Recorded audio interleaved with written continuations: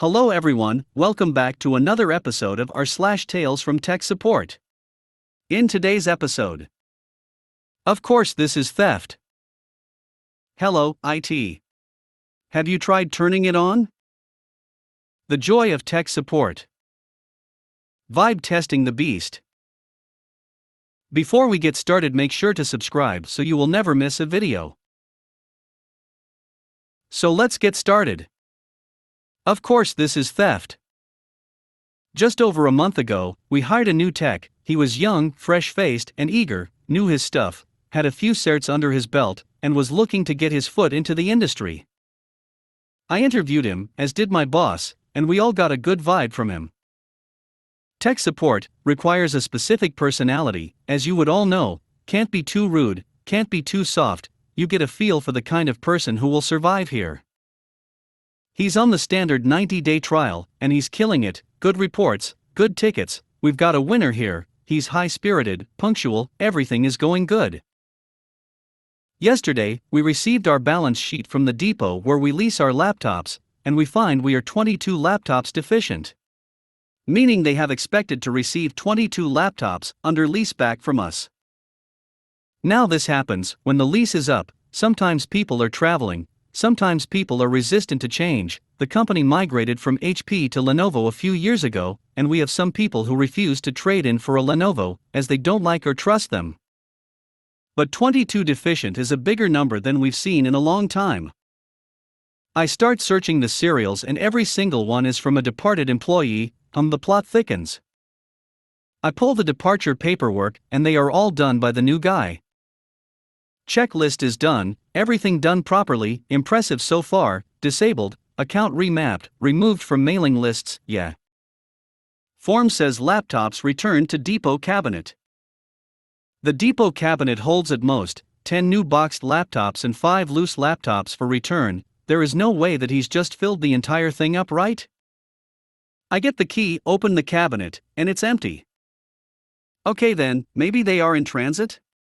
We use FedEx and they can sometimes *CK, check with the parcel department, and nothing has gone out from us in a month. So I grab the new guy, pull him into my office and ask him. $me so hey, I'm missing 22 laptops, and they all seem to have passed through your hands. Did you just stick them in the wrong place? $ng no, they are all home. $me home? Home where? I checked the cabinet, it's empty. $ng no like my home, they were old laptops, so I just took them home. $me wait what? Did anyone approve this? Ng no, I just figured rather than paying to get rid of old computers, I would put them to good use somewhere else. $me oh okay, you know what, wait right here for a minute.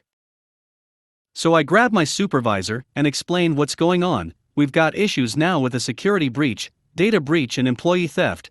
I'm told to go and keep an eye on new guy. He will call the police and inform the security team.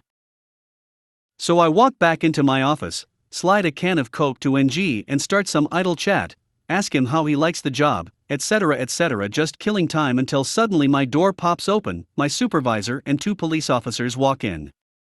NG is placed under arrest, and then walked out of the building. Police were able to recover 7 laptops from his apartment, and NG has stated that he re-imaged the laptops and sold them on Craigslist. His statement to the police said he took items that were slated for disposal, and were otherwise garbage, and did not think this was an issue.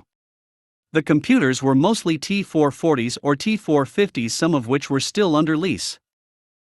Never a dull day. Hello, IT. Have you tried turning it on? Going to keep this short, since I'm posting on mobile. A few weeks back, I, non-IT, got a call from the supervisor of a neighboring department. Now, I've spent some time working in that department when they're short-handed, so I have a good rapport with that supervisor. Help! I can't print X that we really need right now. Can you please print it? Okay, sure. Print X, walk it over, notice in passing that they're very busy. Well, I'm kinda busy too, so I just chalk it up to difficulties with computer or something and go back to my work. 1 hour later. My supervisor walks up to me and asks me to go over to that same neighboring department. They're having trouble with this specific printer. They need to print X from earlier. Can you help them fix it? So, back I go. Their supervisor is very happy to see me and says, "The printer isn't working. I've tried everything I can think of. I even checked the cords to make sure it was plugged in properly. The printer has a distinctive light on the front that is currently off." I glance at it, note the missing light, and think for a second, this supervisor is pretty good about not giving me bad information.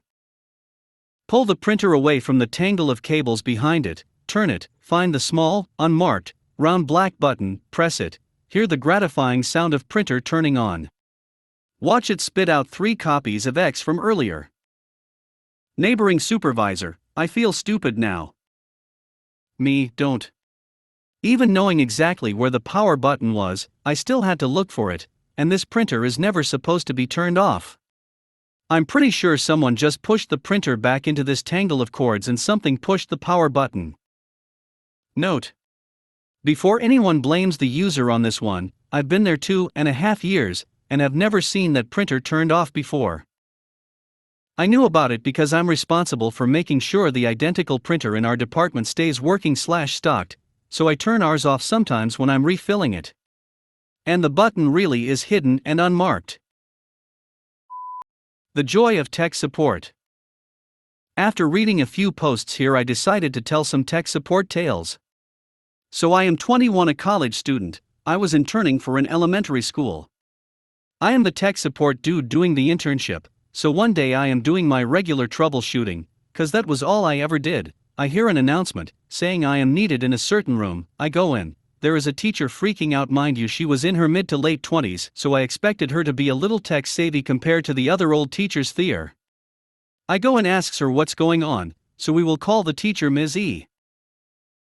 Me, "Hey, how's it going? Is everything okay?" Ms. E, "I have a class in 5 minutes and I can't teach them because I am unable to use the smart board with my Mac." Me, "Let me take a look." I proceed to run a test on the smart board, and it's working now. I go take a look at her Mac to see what's going on. Turns out she didn't plugged in the HDMI cable, so I plug it in, and it works *. Me, "There you go, all good." Ms. E, "Thank you so much."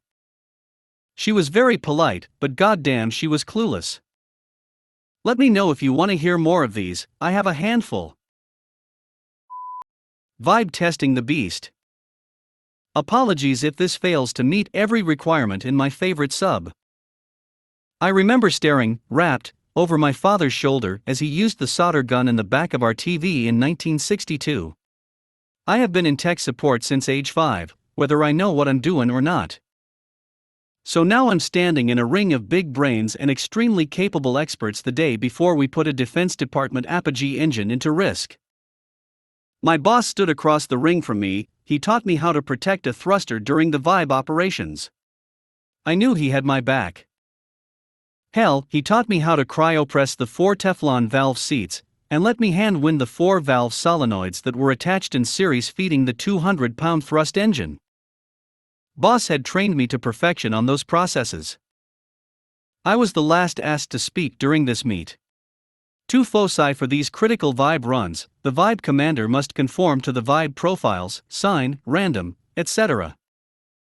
While I will be hand placing $2 million onto the Vibe fixture, then Vibe commander, and I binding dozens of bolts to 55 foot-pounds. Then I hook up pressure, then I measure pressure, using very old Apollo-era leak detection technology. This was gonna be very difficult inside the Vibe containment.